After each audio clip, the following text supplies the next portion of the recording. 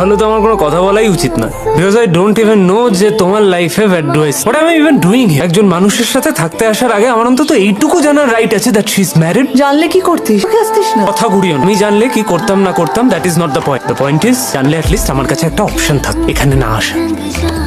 দেখ শ্রীকান্ত, সবার জীবন সমান হয়। প্রতিটা মানুষ তার লাইফে কারেক্ট ডিসিশন নিতে পারবে এমনটা নয়। হ্যাঁ, আমি একটা বিয়ে করেছিলাম, এখন সেটা একটা ডিসফাংশনাল সম্পর্ক। টাকা দেওয়া ছাড়া সম্পর্কটার মধ্যে কিচ্ছু নেই। জন্য তুই আমাকে অপমান করতে পারিস? তাহলে সেটা আমাকে আগে বলনি। তুমি কি ভেবেছিলে এটা জানলে আমি তোমাকে জাজ করব? না, আমি জানি না তুই কি করবি, কিন্তু আমি তোকে ইন্টেনশনালি বলিনি এমনটা নয়। দেখ, আমার লাইফে কিচ্ছু প্ল্যান করা ছিল না। কোনো নেই। তোর সাথে আমার এত বছর পরে দেখা হবে, আমি সেটার জন্য প্রিপেয়ার ছিলাম না। আমি জানতাম না কিছু। আর মোস্ট ইম্পর্টেন্ট থিং, তোকে ছাড়া যে আমার ভালো লাগবে না থাকতে, আমি তো সেটাও জানতাম না। দেখ শ্রীকান্ত, ওই যে তোকে সম্পর্কটা নিয়ে বলতে চাইনি এমনটা নয়। আমি বলতে পারিনি। একবার ভেবে দেখ, আমি যদি তোর থেকে লুকোতে চাইতাম তাহলে আমি সুদীপকে এই বাড়িতে আসতে বলতাম? কখনো বলতাম?